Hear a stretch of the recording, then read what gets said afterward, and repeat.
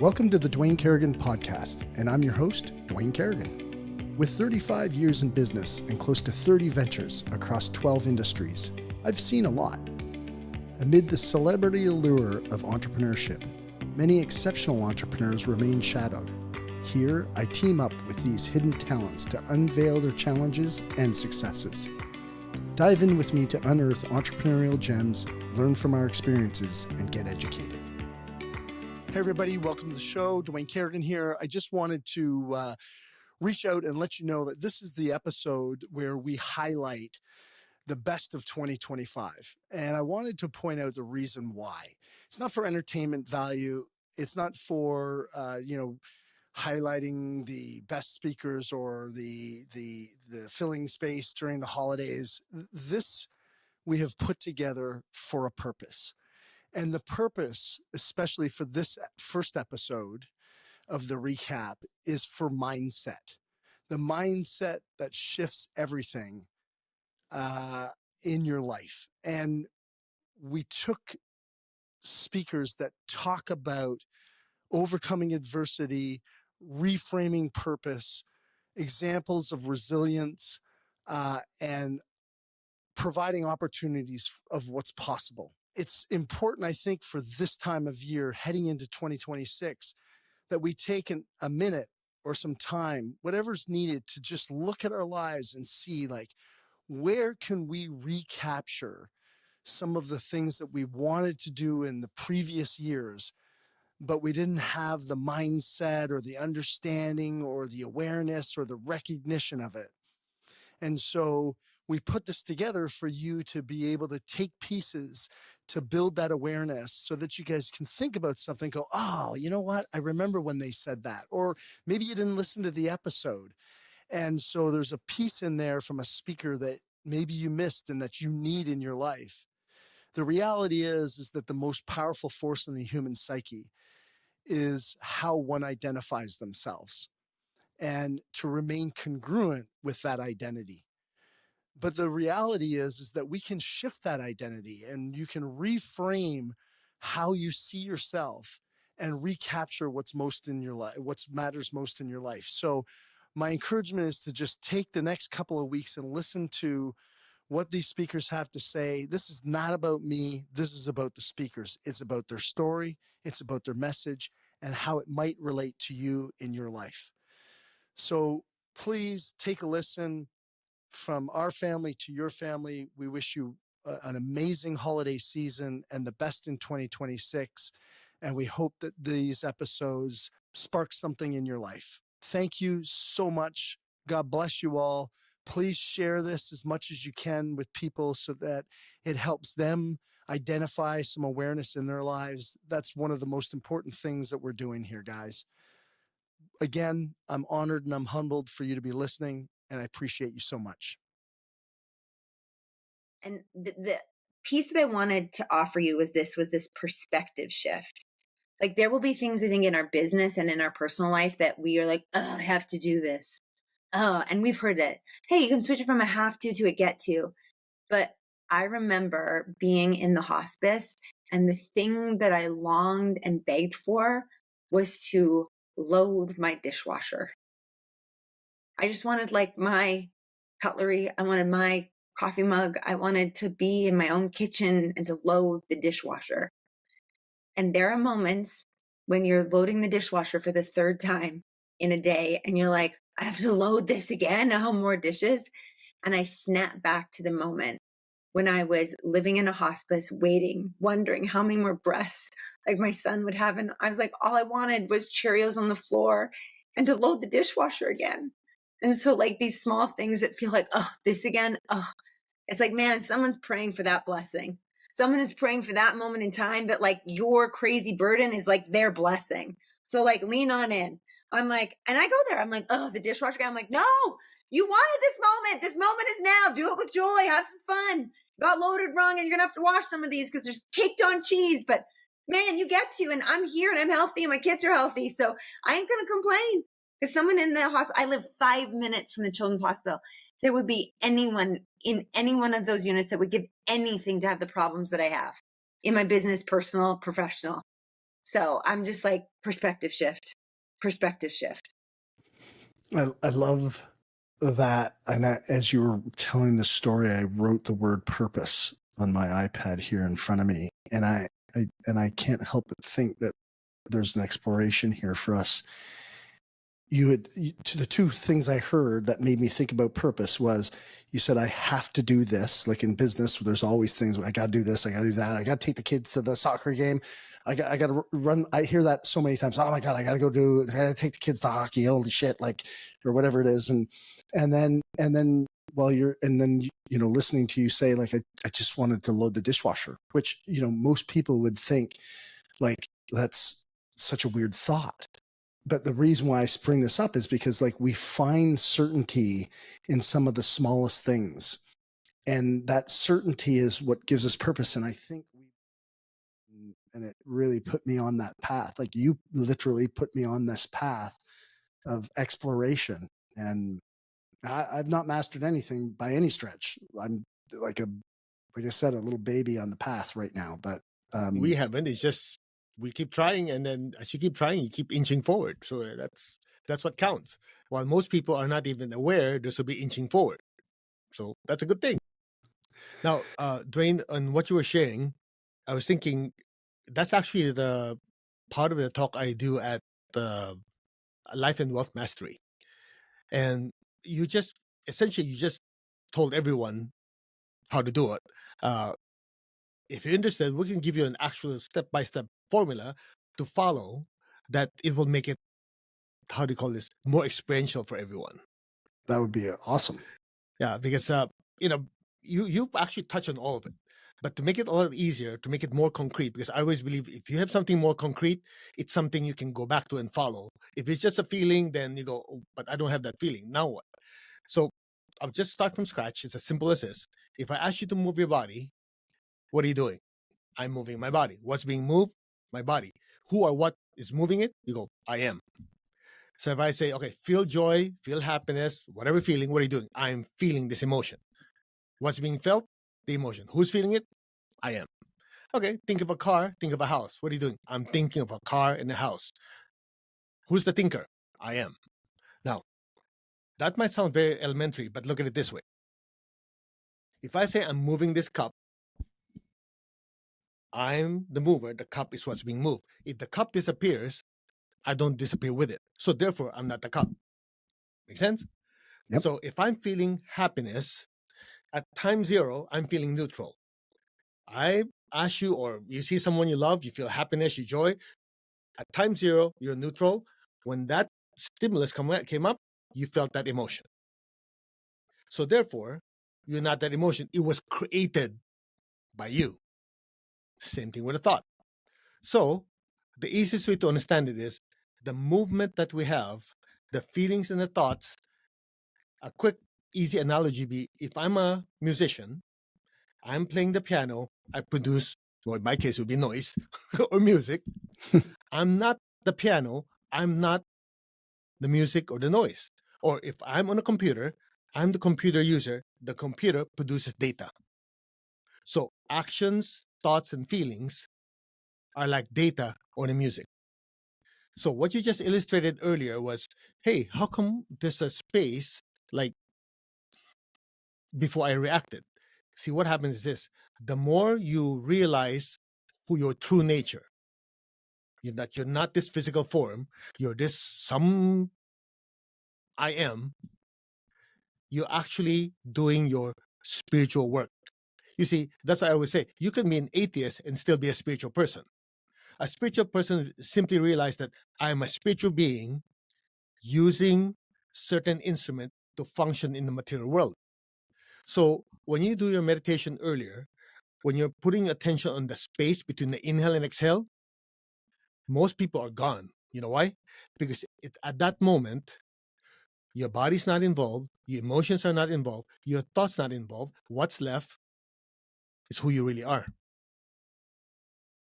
I had never thought outside this box of I'm a very serious student and I am going to go to the Olympics and I'm an athlete. I had a pretty atypical college years. I didn't drink on my 21st birthday. I was studying a lot of weekends. And then I would take second semester off to go train with the team. And then even during the summer, we would find a glacier somewhere. Whistler was where we found the glacier, which sadly doesn't exist anymore. But and then I would do a really quick Maymester. So, and my brother was, a prodigy in this sport, and my dad loved mogul skiing, and it was just through every thread of my childhood, seemed to be woven through this. And so I think the decision to go to LA was just to take a breather. And I think inside I knew that I needed to change. I needed to see that the world wasn't as small as the world that I was living in. And I had been putting a lot of pressure on myself for a really long time. And so I think I just needed a breather. And I had no idea what to expect in LA. I thought I would go be warm for a year, maybe get an internship at a law firm or something, and then go back with, some of the grief and sadness behind me, and also to expose myself to see that mogul skiing is a small little world, and it's fantastic and it's amazing, but there's a big world out there. And I think I needed to see that in order to deal with this identity crisis and this broken heart. Now, if I could go back in time and tell myself at 21, if you're looking to find yourself, maybe not LA, maybe the worst place to go. I don't know, like 50-50 with Vegas. I'm not sure, but that's funny. But you sure did get exposed to a different world. I sure did. I spent a lot of time just doing internal work, and that is a function of a whole bunch of things. That's a function of a marriage gone wrong. That's a function of some bad businesses that didn't work out. That's a function of a whole bunch of things ultimately, and then so you go internal, and I just spent a lot of time doing that. Whether that was, I've done therapy. I have a really solid group of people that I allow them to influence me. And so they provide really good, direct feedback to me. And so I think it just became evident to me that I had some gifts and skills that people would reflect to me all the time, but I just never really believed it. Mm-hmm. Right? I don't know if that makes sense. And so I would just kind of laugh at it or be, oh, well, that's interesting. And I never really took stock in that and go, okay, well, that's kind of a little bit of my strength, and that I need to lean into that. And then I just started stacking different habits on top of that. Again, I'm not sure if I'm making any sense, but no. Todd's total sense. Yeah. I'm gonna, if you don't mind, I'm gonna paraphrase a little bit of what I heard, and I might slap in a little bit of my own language for the listener. But it's I heard the word going internal, some failures and some reflection on failures, whether it's in marriage, your intimate relationships, your business, all that kind of stuff, which I think are all tied anyways. Yeah. In my opinion, but you talked about some coaching. You talked about, and I'm putting my own words on this, so I don't want to misrepresent, so please jump in if I am, but dismissing of your own strengths when people would kind of compliment you do well. It's yeah, whatever. And then just creating a stronger belief over time in your abilities and who you are. And did I capture that? Yeah. I think that's exactly right. I mean, you learn the most through your challenges, through your failures, I believe. And so I'm a very positive person. It doesn't mean I have bad days or all that kind of stuff, but I always look at, okay, what is this trying to tell me or teach me? And sometimes I don't get it right away. Right. It's just why is this still going on? And then somebody says something, you see something, and it hits you and you go, fuck, that's what I do. And then it's an automatic shift. It's just, I think I don't know if everybody faces that, but I think we do, is if you pay attention to those things and you're always sort of trying to get better every single day, I think then it kind of hits you. It's at the right time. And when you receive that in the right time, then it kind of unlocks the next level for you. That's how I view it. I'm curious, what were the biggest lessons you learned in sobriety? Humility and perspective, I would say. Just perspective, and like that the big picture of life is, in the grand scheme of things, that the things that we worry about and that we obsess over are nothing. If you can realize before your mind gets on a tangent, I call it like future tripping, or your thoughts get out of control into a way before you even realize you've been laying there for 3 hours thinking about something that makes no sense, that you've been worrying about now, and you've got yourself into a complete tizzy over, and you have no control over it anyways. So that there's a huge amount of freedom in that, and being able to just let go of things and to trust the process and to know that everything will always be okay. Like, even if it's not the way you think it should be, it works out how it's supposed to be. You might not understand it at the time, and it might not be easy, but there's always a reason. And I think sometimes the most challenging situations are what we learn the most from. And if you can just remind yourself, it's easy to live when everything's going great. Anybody can sail a ship in calm waters. Exactly. Mm-hmm. I love the phrase future tripping. I wrote that down. Yeah. That's an awesome phrase. I often say like 97% of my problems that I've ever had in my life have never actually happened. I was brought up like this. You got one shot in life to have a good first impression. My grandma used to tell me that beauty hurts. So I grew up, just kind of in that mentality. My grandma and my mom put their makeup on before they would even go to the grocery store. And honestly, like anytime I'm feeling horrible, I put my face on, my hair is done. I'm always dressed nice. And I do that because that always helps me reflect, right? I feel good. Now I'm like feeling good. I've gone to the gym. I'm feeling good. I look good on the outside. And when you feel good physically, mentally, spiritually, you perform good. And that's there's many studies that prove that. I love it. I mean, I'm an avid. Sounds a little vain. I don't typically dress up much more than a t-shirt. That's. But that might be your look good for you. That's my look good. Yeah. And that could be your look good. I want to stress that, like, what looks good for you might not, but if you feel good in it and it looks good for you, then that's your look good, feel good. I'm not saying that you have to dress in a 3-piece suit. I'm not saying that at all. All I'm saying is when you're well put together and you feel good on the inside and you look good when you feel good on the inside, you look good on the outside, you perform better.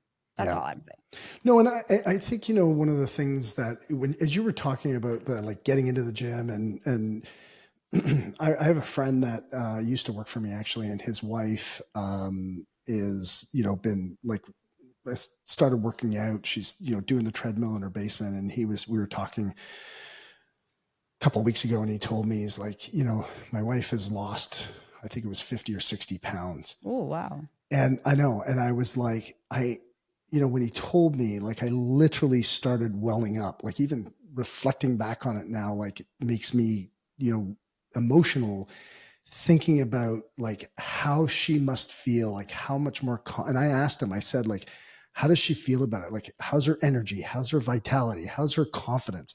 And he's like, on all levels, it's like changed her life. Yeah. And it's, if there's anybody out here who's listening to this and is at that point in their life, it's like, progress equals happiness. And whether that's at work or whether it's in your physical or your intimate relationships, like if you are making progress, it will bring happiness to you. Now that's different, I think, than joy, but but it will bring happiness. Like movement is emotion. And it takes a time when you have smaller decisions. I wouldn't do it on a big decision. So I believe in this idea that don't get through it, get from it. So as I go through life, and journaling is a big one, Dwayne, I start to introspect. See, here's the thing. If you don't get from an experience, say if you go through struggles and you only get through it, I feel you're bound to repeat it over and over until you stop going through it and get from it. When you get from the experience and go, why did I do that? I caught myself doing that in the case of my finances. Every time I would level up and raise my finance, I would do some silly ass shit that I know I shouldn't do, like the home I told you about. I know I shouldn't have bought that, but Dwayne, I was ahead a little bit. Risk it. I can work harder. You see, I know I shouldn't have done it. So, but I did it. And then as I'm going through it now, I'm like, why did I do that? What I can blame the real estate guy because he did actually coerce me into, don't worry, let's go in at no conditions. We can sell your home. And I'm like, I know I shouldn't have, but okay. I said, okay. And now here I am. I didn't sell my home and now I'm holding 2 homes. He's got the money, he's gone, and I never talked to him again after that, by the way. So, but I knew. I put it on myself. Why did you do that? Because Dwayne, I was getting comfortable. I was making a little bit more. So why not take the chance, right? You can, the bank gave me a loan. You're good to go, right? Let's do it. Take a chance. But once I was going through it, I was running on my treadmill going, why did you do that, man? Why did you do that? What I realized is I have that thermostat. That the classic metaphor. If your thermostat set at 72 and you open the window in the winter, the heat kicks in, or in the summer you open it up and the air conditioner kicks in and it gets you right back to 72. So I had a money temperature gauge. I was at 72. And so whenever I went over it, I'd do stupid shit. Yeah. Invest money into things I know I shouldn't have done. High risk stuff. Oh yeah. Yeah. Oh yeah. Why not? Right? Because and worse off when you can work and get and bring it back. You can do something to bring it back. You just gone.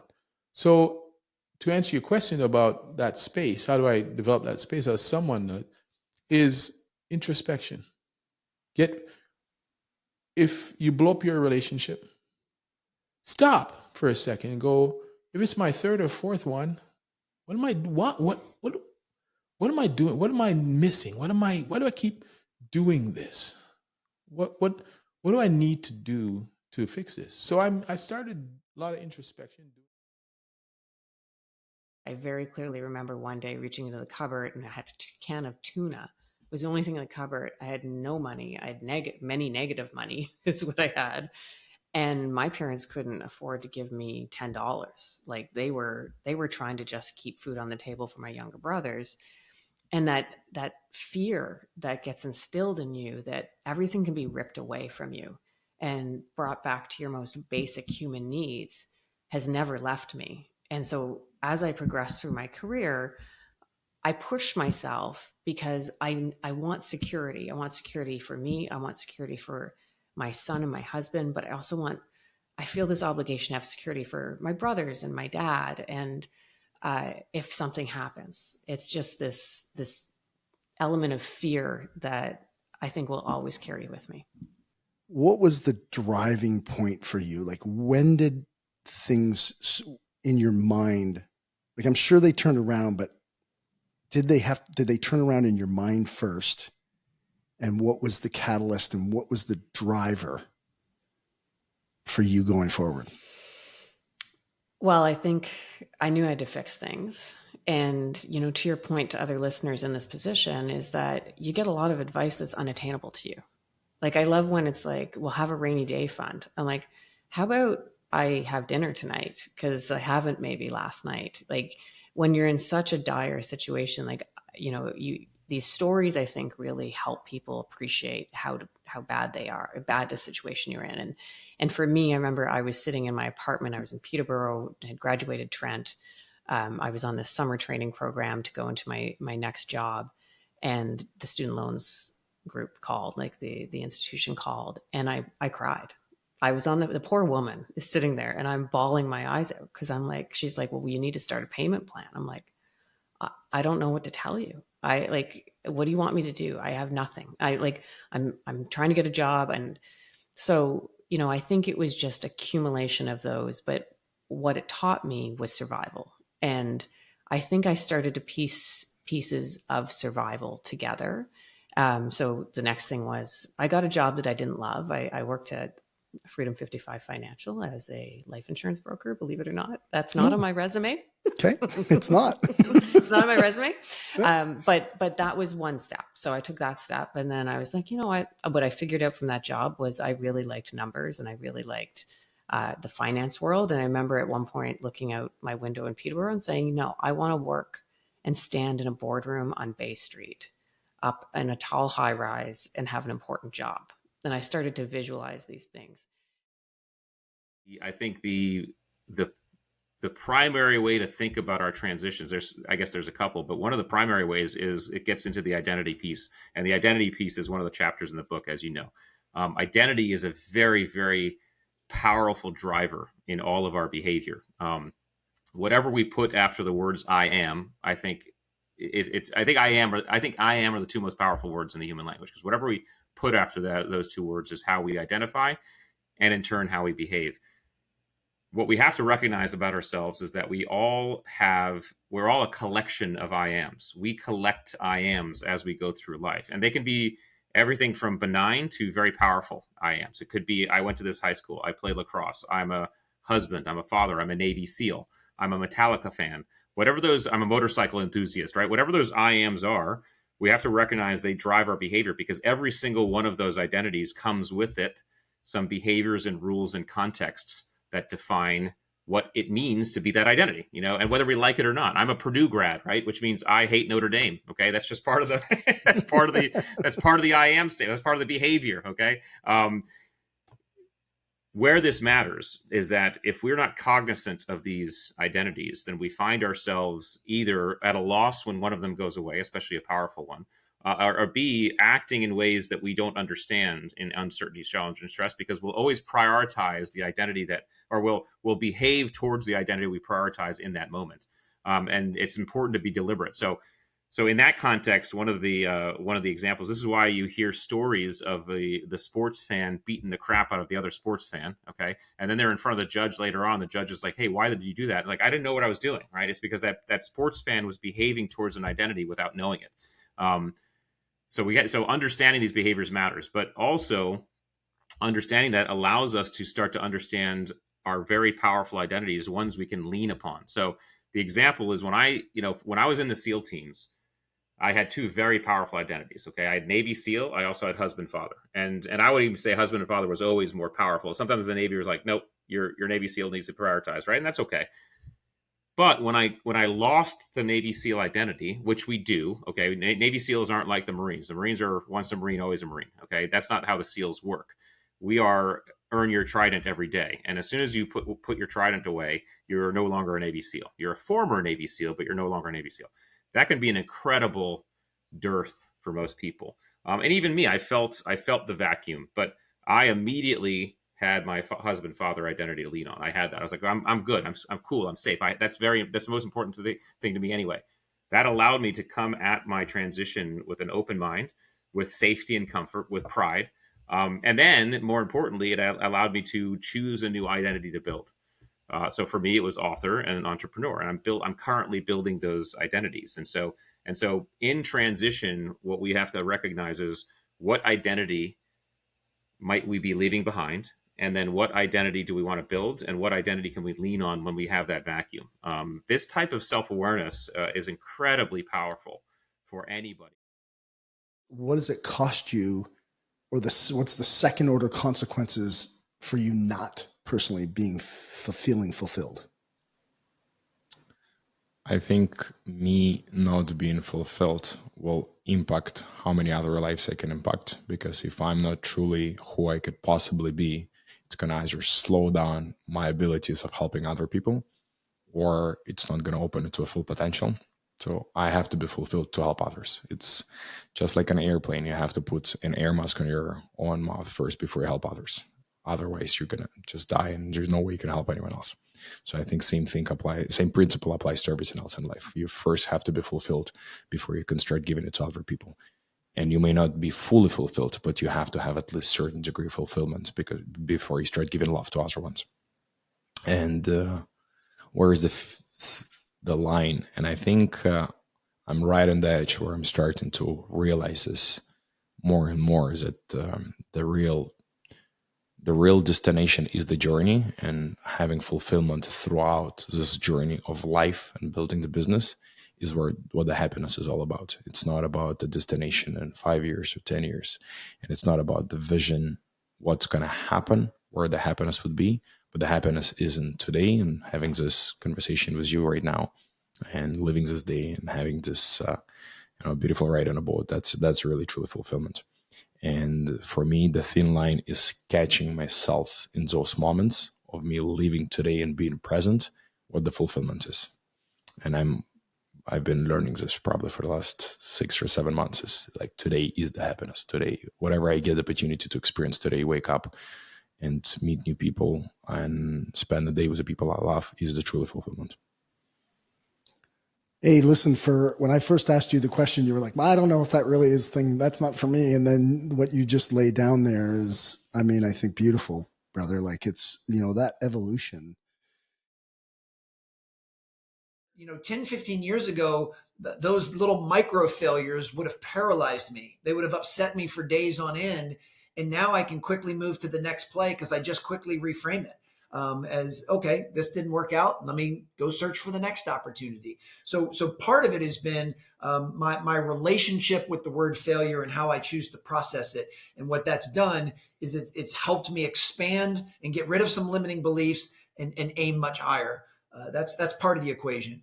Very similar to this is I also grew up with a scarcity mindset, a mindset that there was, a finite amount of resources. And instead I've now tried to rewire myself to have much more of an abundant approach. And I try to use this in every area of my life. Certainly I use it financially, but I also use it, I'm single, I'm in the dating world. Previous me, if I had shown interest in someone and then that didn't quite work out, I would start to feel constricted. I would start to feel like, oh my gosh, she was so amazing and I can't be with her. Oh, I don't know if there's anyone else out there for me. And that, once again, is an anxious, paralyzing approach. Now, if there's someone I'm super interested in and it doesn't work out, sure, I might be bummed for a little bit, but I believe there's somebody else right around the corner that could be equally awesome and a great fit for me. So this mindset that there is abundance in every area of our life is something I'm getting much better at. Now, I still occasionally revert back to my old operating system. I'll still occasionally get bummed out when I don't get the speaking engagement or if I get ghosted on one of the dating apps. But what's happening now is I'm only bummed out for a matter of minutes or hours as opposed to a matter of days or weeks. I'm just much more resilient. And that's probably the biggest change to my operating system now, is that level of awareness. And when I do feel myself reverting back to old ways, when I do find myself, bothered by any of those circumstances, I don't resist or suppress or ignore those emotions. I feel them. I allow myself to feel how I'm feeling. So I don't feel guilty about feeling bad about not getting a speaking engagement, because that will only make things worse. Instead, I give myself the grace and space to say, yeah, you really wanted that speaking engagement. It didn't come through. You're allowed to be bummed out about it. And what I found is just giving myself that space and permission, it still usually just runs through me fairly quickly. Usually by the next morning, I'm totally fine, back to my old self, focused on the next one. So this kind of concept of next play has been an absolute game changer for me. It's not the specific skills required to execute the job or execute the sport. It's actually the mindset that takes you over. And everyone's going to be like, yeah, well, we know it's mindset. But I'm not talking about grit and determination and time blocking and, habit creation and all those things that we all know. Yes, that is a specific mindset for success. But those alone only work if nothing goes wrong. Like if no obstacles pop up along the way, if you aren't dealing with internal self-sabotage and that sort of thing. So the champion mindset is those things that help you make the choices that are right for you, not just what society is telling us that we're supposed to be doing or what success is supposed to look like. But it's not about just pursuing that part. It's about thriving, which means feeling successful, not just being successful. And so in those, in a lot of what I'm doing now, it's kind of doing the parallel between a sports athlete and the corporate athlete and tying those things together, because the similarities are, they're not just similar, they're the same, like the same requirements in terms of how you look at things and how you structure things and how you prevent burnout and have sustainable high performance instead of, just high performance one-off, and then you're just burnt out and living a life that you don't even recognize anymore. So my coaching clients now tend to be extremely outwardly successful people who are just at a point where they're wondering why they don't feel more successful, why they're feeling ungrounded or not quite balanced. And that's, I enjoy that. It becomes a different kind of goal. It's not about achieving some kind of monetary or career goal, but the goal ends up being more about just generally thriving and having that balance between, with everything that you love to do and go after. So it's really interesting. But looking at that champion mindset, I focus in my keynotes on mind shifts. And we're living in a society right now that is so focused on extremes. We're being told that if we're not cold plunging for 22 hours a day, and we're eating more than once a month, and we're not getting up at 3 a.m. to do our, 7-hour morning routine, but still manage to get 9 hours sleep. If we're not doing all those things, then we obviously either don't want it badly enough or we're not good enough at what we're doing, or we're going to fail. Like regardless, we're going to fail. And people look at Olympic champions and they think that those are people of extremes. They go to the extremes, they push themselves to extremes. And I am not an extreme. So I have never lived my life or done my training or pursued the Olympics in a world, in a place of extremes. I've managed to keep that balance, value-based decision-making, along with prioritizing the things that I felt were going to move the needle, while maintaining that balance for myself. And I think people are finding that refreshing, to know that you can be extremely successful by still maintaining that level of balance. And people don't need to feel guilt and shame for not doing all of the things that social media is telling us to do. And I think some people just need to be reminded and feel and be re-empowered with the things that actually matter to them and not what matters to society as a whole. So thanks for listening. I appreciate you being with us. If you found value in the show and know a friend or a coworker who could benefit from the conversation, please share the link via text or on social media. Remember, each share creates a ripple effect of knowledge and inspiration. We'll see you next week. The views, information, or opinions expressed by guests during the Dwayne Kerrigan podcast are solely those of the individuals involved and do not necessarily represent those of Dwayne Kerrigan and his affiliates. Dwayne Kerrigan or the Dwayne Kerrigan podcast is not responsible for and does not verify the accuracy of any of the information contained in the podcast series. The primary purpose of this podcast is to educate and inform. Listeners are advised to consult with a qualified professional or specialist before making any decisions based on the content of this podcast.